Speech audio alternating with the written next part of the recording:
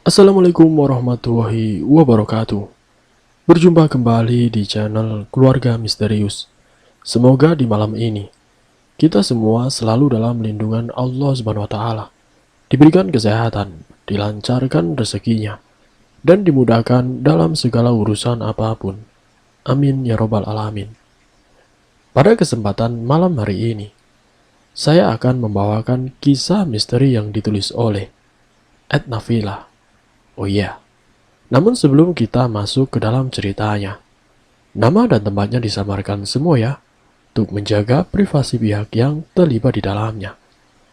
Pada kesempatan kali ini, saya akan membawakan kisah misteri yang berjudul Teror Pesugihan Pocong Ireng. Seperti apa kisahnya? Tak perlu lama-lama lagi. Mari, kita mulai ceritanya. Sebut saja namanya adalah Aryo. Aryo biasa bermain dengan teman-temannya di depan rumah Pak Doyo. Aryo tipe orang yang pemberani dan arogan. Saking beraninya, dia pernah bersembunyi di makam yang angker, tempat di mana kuburannya para korban pesugihan atau para pelaku pesugihan. Untuk desanya, mungkin berbatasan dengan daerah Pemalang. Desa itu diapit oleh sawah yang sangat luas. Sebut saja Desa Arjo. Konon desa itu sering meneror desa sebelah, yang tidak lain adalah Desa Seridu, dengan mengganggu anak-anak kecil. Aryo ini berada di Desa Seridu, dan memang faktanya, Desa Seridu lebih maju dibandingkan dengan Desa Arjo. Kok bisa? Karena rata-rata hasil pertaniannya selalu berhasil. Ternak juga sebagai tempat transit para pendatang yang akan melanjutkan ke daerah Batang ataupun Pekalongan Utara. Aryo bermain dengan temannya. Kala itu berjumlah 5 orang. Padahal orang tuanya sudah memperingatkan untuk tidak bermain setelah azan maghrib. Kalau dibilangin masih bandel, jangan pulang lagi. Tidur sekalian di luar, ucap Bu Cici, ibunda si Aryo. Aryo hanya tertawa dan berlari tanpa memikirkan ada bahaya yang akan mengancamnya. Siapa yang jaga? Tanya si Aryo.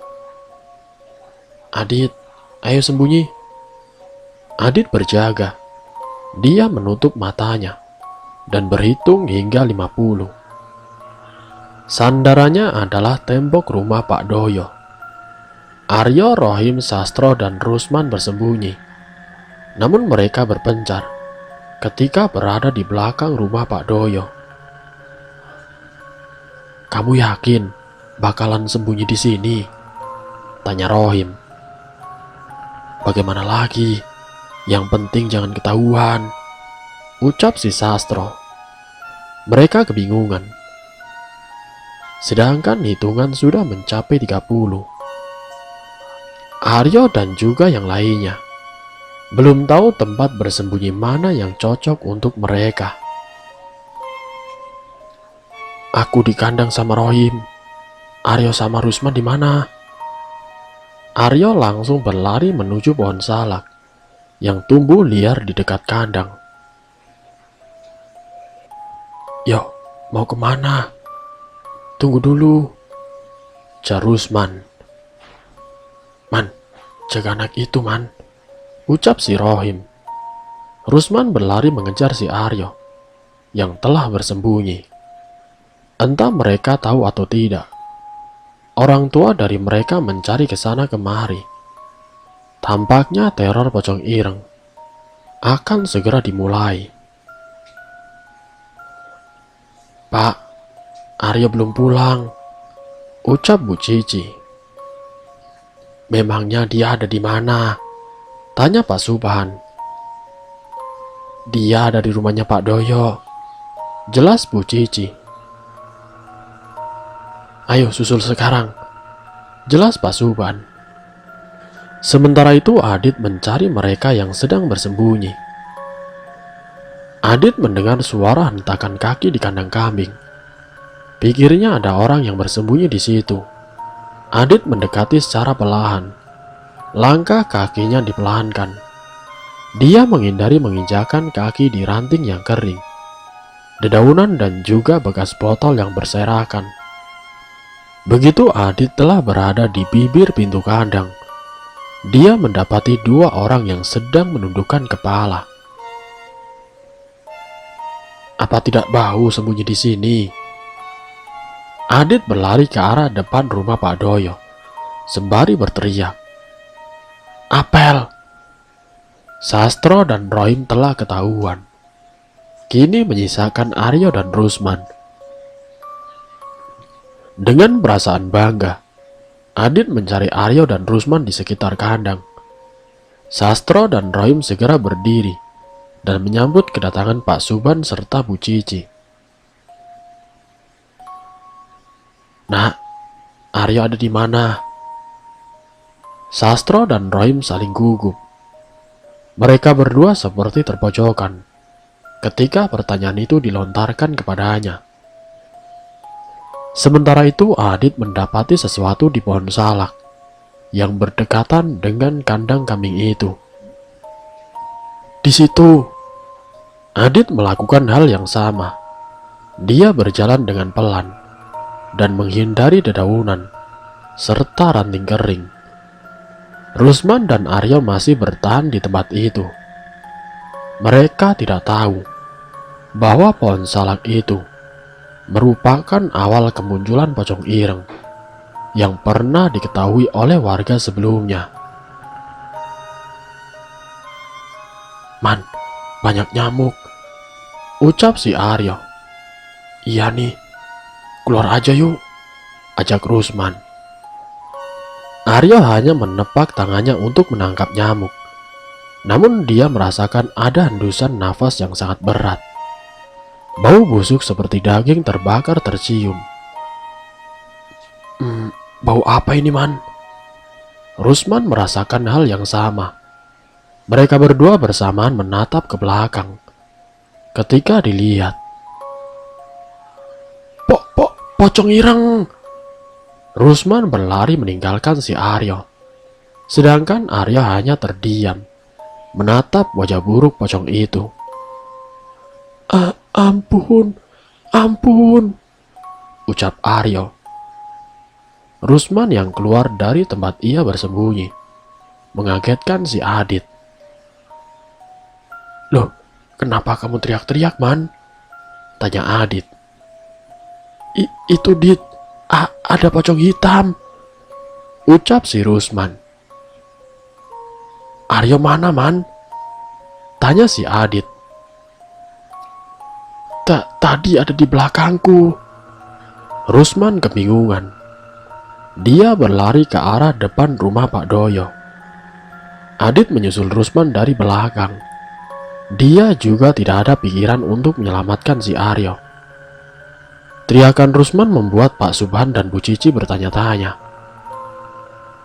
"Nak, ada apa, Nak?" tanya Pak Subhan. Ada pocong ireng." "Hah? Aryo di mana?" "Aryo tertinggal. Aku takut." "Iya, di mana Aryo?" tanya Pak Subhan. "Itu, Pak, ada di pohon salak." Pak Subhan langsung berlari. Sementara itu Bu Cici menyuruh mereka untuk pulang ke rumah masing-masing. Beberapa para warga mulai membukakan pintunya. Dia bertanya-tanya, apa yang sedang terjadi? Mengapa anak-anak masih berkeliaran di luar rumah? "Ayo, aku bantu," ucap beberapa warga. Para warga berduyun-duyun menuju pohon salak, sembari membawa lentera. Hal yang serupa dirasakan oleh Pak Subhan. Dia masih mencari Aryo di sekitar pohon salak. "Aryo, Aryo! Pak Subhan melihat dengan mata kepalanya sendiri. Tubuh Aryo tergeletak di antara dedaunan yang berserakan, tepat di antara apitan pohon salak yang digunakan sebagai tempat bersembunyi Rusman dan Aryo. Badanmu panas sekali, Nang, tangis Pak Subhan. Kala itu tubuh Aryo seperti orang yang terkena racun, membiru, membengkak. Sesekali tubuhnya bergerak-gerak. Matanya masih melotot tajam ke arah yang tidak dituju. Pak Subhan segera mengangkat tubuh Aryo sambil menangis. Para warga yang baru saja datang menanyakan sesuatu yang sedang terjadi. Mereka membantu Pak Subhan untuk membawa Aryo ke rumah. Keadaan menjadi kacau.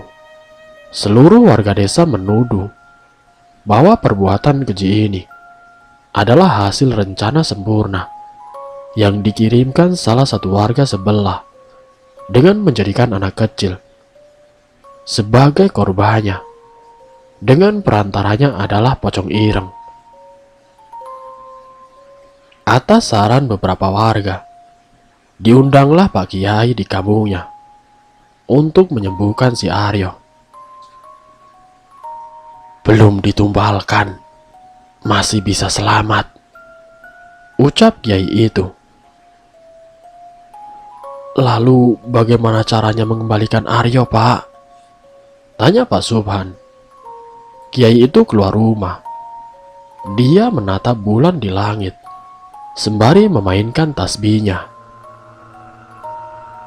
Rumahmu ke arah barat? Tanya Kiai itu. Benar Pak Kiai, jawab Pak Subhan. Para warga keluar dari rumah dan mengikuti arahan dari Pak Kiai. Dengarkan, pocong ireng itu akan datang lagi. Jangan ada yang keluar rumah. Bawa masuk seluruh barang-barang kalian yang ada di luar rumah. Sandal, pakaian atau apapun. Bawa masuk ke dalam. Lalu pasang potongan bambu kuning di depan rumah. Jika rumah menghadap ke arah barat. Jelas Kiai itu. Para warga mengiyakan. Belum sampai di situ, Kiai itu mengisyaratkan untuk seluruh keluarga Pak Subhan agar mendatangi rumahnya selama 7 hari, lalu membacakan Al-Quran selama 7 hari berturut-turut, agar Aryo bisa kembali seperti semula. Tidak boleh terputus, pagi, siang, malam. Pagi itu aturannya. Jika terputus, maka Aryo bisa saja tidak selamat. Kiai itu menilai dengan tepat tindakannya agar menjadi bahan renungan bagi setiap warga, bahwa segala sesuatu bila tidak dilakukan dengan halal, maka jatuhnya adalah kehancuran.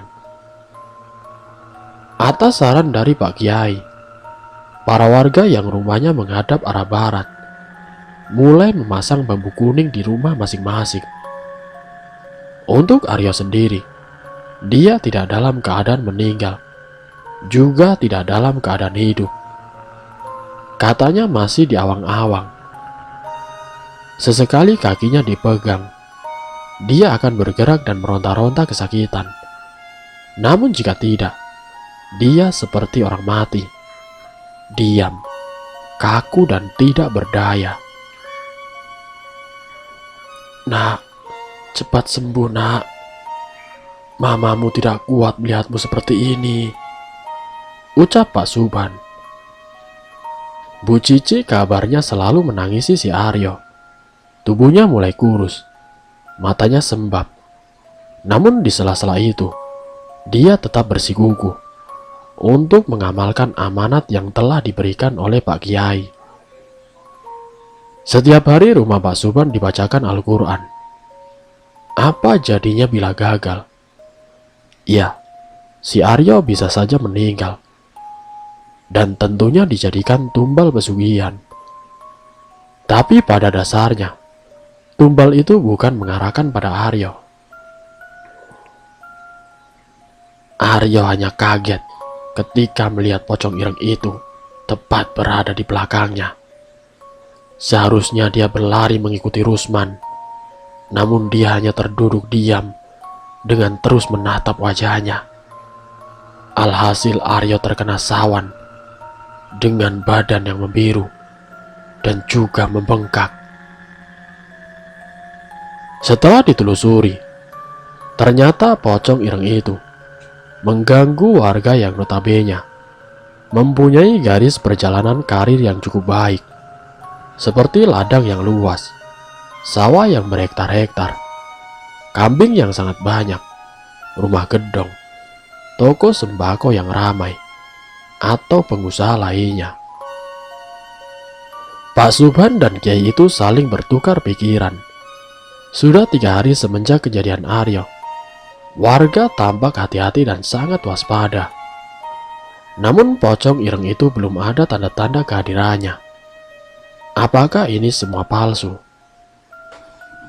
Jika palsu, nanti kita lihat di 7 hari anakmu, tepatnya malam ke-7.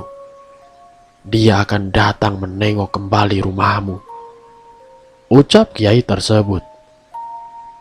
Tanpa dirasa, warga yang menilai itu adalah mitos memutuskan untuk melepaskan bambu kuning dari depan rumahnya. Warga kehabisan akal. Inilah yang terjadi ketika ideologi polos disuntikan dengan nalar yang asal jepret. Warga yang asal percaya menjadi memberontak, bodoh amatan, bahkan tidak peduli mitos kuno. Pikirnya mana ada pocong membunuh manusia.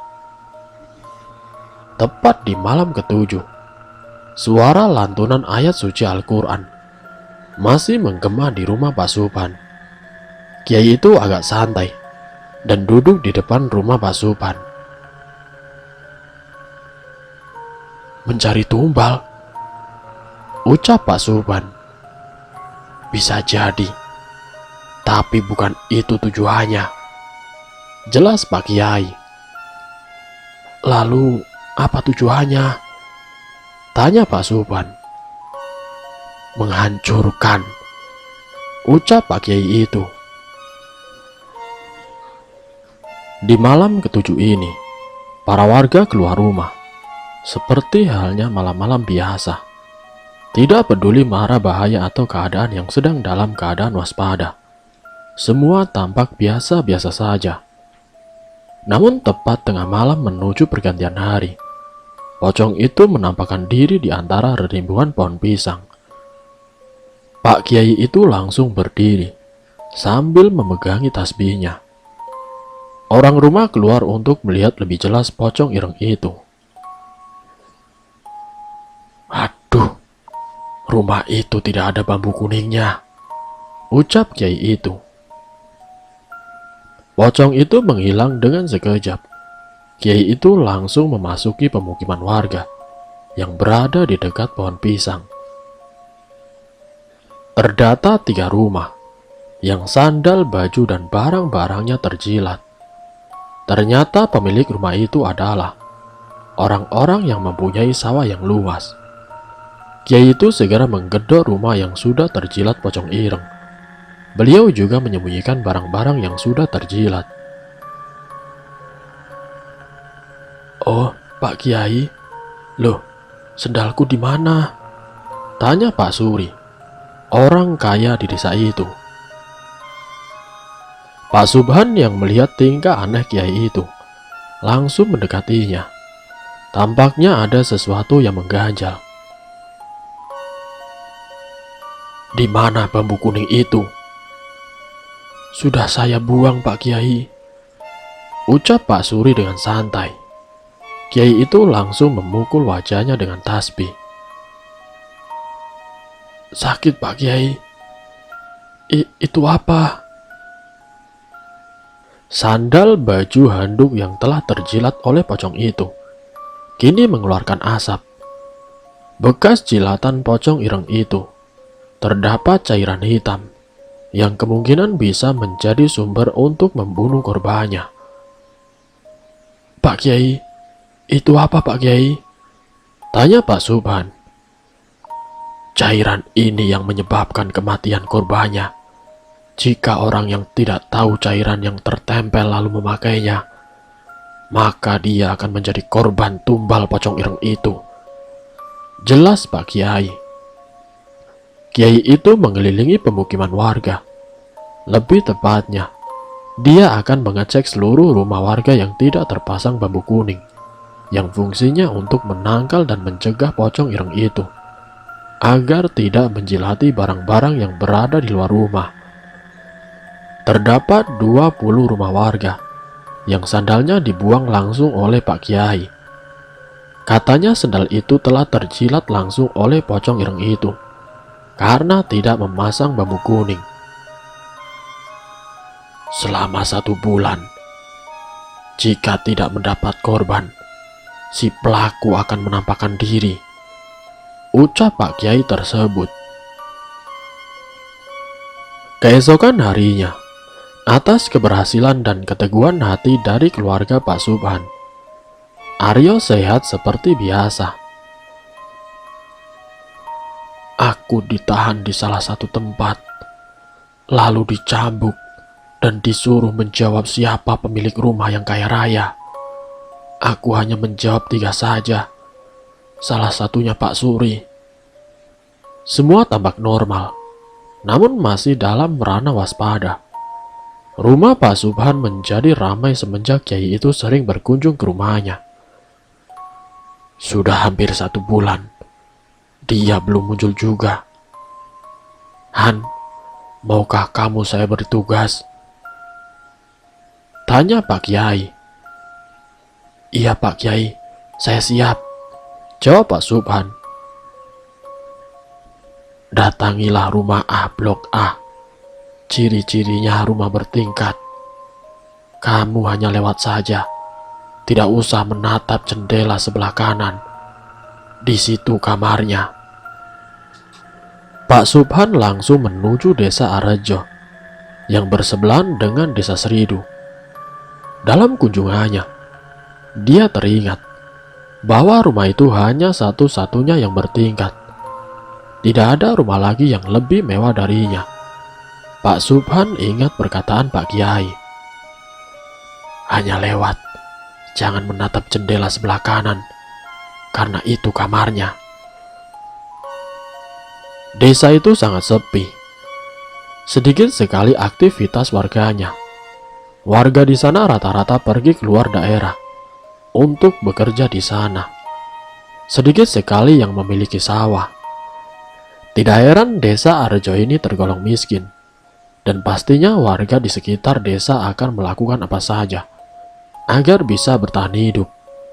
Salah satunya adalah pesugihan. Ketika mencari cara rumah yang dituju, Pak Subhan melewati sebuah rumah mewah.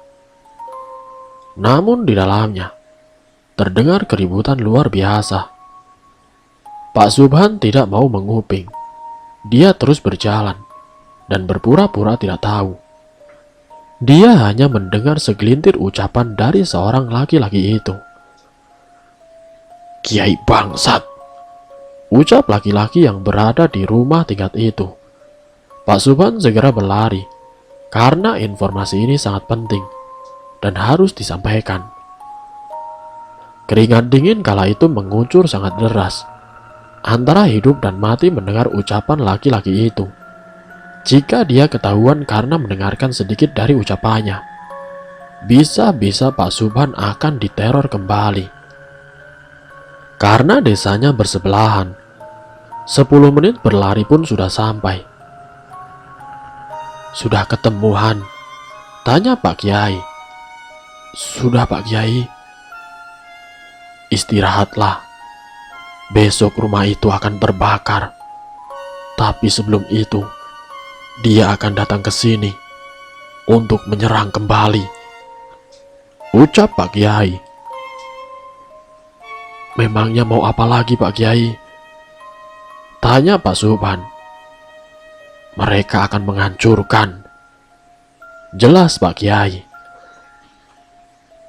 Selepas itu Pak Kiai mewajibkan untuk memasang bambu kuning di setiap rumah.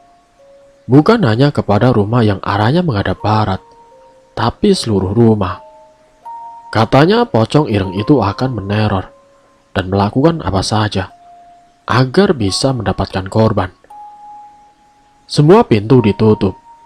Seluruh barang seperti sandal, baju, handuk, sepeda, motor, atau apapun dimasukkan ke dalam rumah.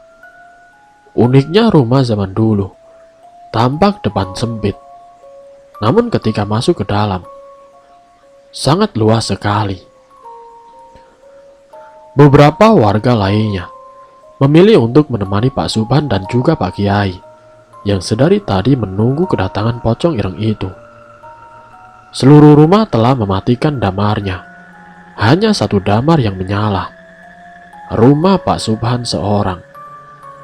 Bambu kuning berjejer rapi di depan rumah. Tangisan bayi di malam hari memecahkan kesunyian malam. Sepertinya pocong ireng itu benar-benar datang. Kambing milik Pak Doyo memekikan suara sahutan, tanda bahaya. Hewan-hewan di sekitaran desa Seridu seperti memberikan sinyal akan kedatangan pocong ireng itu. Dia akan datang membawa dendam padaku. Aku telah menggagalkan pesugihannya, ucap Pak Kiai. Pak Subhan menengok orang rumah. Ternyata sudah pada tidur. Mereka tidur bersama di kamar depan.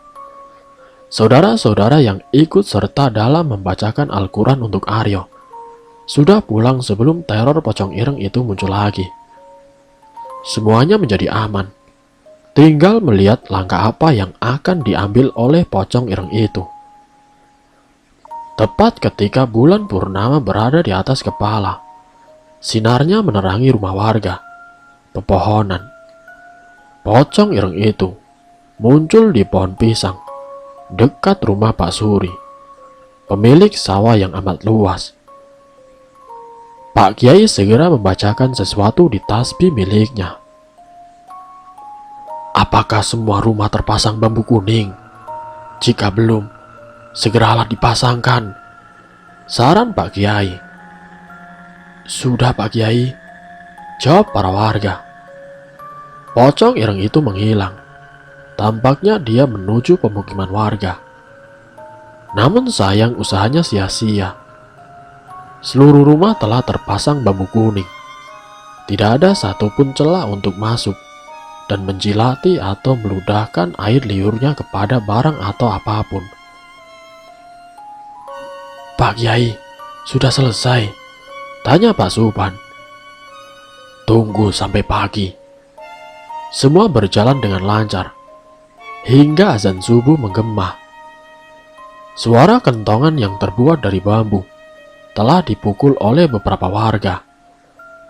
Pocong ireng itu telah gagal mengambil korbannya. Di pagi harinya, banyak warga Arjo yang keluar rumah untuk memadamkan api di rumah tingkat yang pernah dikatakan oleh Pak Kiai. Rumah itu adalah pemilik pocong ireng sebagai pesugihan. Pemilik pocong ireng ini menolak untuk menukarkan keluarganya demi tumbal yang harus diserahkan selama 1 bulan terakhir. Sebagai gantinya, rumah itu terbakar karena menolak perjanjian yang harus disepakati. Rumah dan segalanya yang ada di dalamnya merupakan hasil pesugihan. Tidak ada yang tahu bagaimana nasib pemilik pocong ireng itu. Segala sesuatu yang dikerjakan dengan perbuatan di luar norma kehidupan, alam dan agama, maka kehancuran yang akan didapatkannya. Dan selesai. Itulah kisah misteri yang berjudul Teror Pocong Ireng Pesugihan. Semoga dari kisah ini kita dapat mengambil hikmah dan juga pelajarannya. Ambil sisi positifnya dan buang jauh-jauh sisi negatifnya. Terima kasih untuk kalian yang sudah mampir di channel kami. Jika kalian tertarik dengan video kami, silakan tekan tombol like, share, dan komen. Tekan subscribe untuk mengikuti video-video kami yang selanjutnya. Wassalamualaikum warahmatullahi wabarakatuh.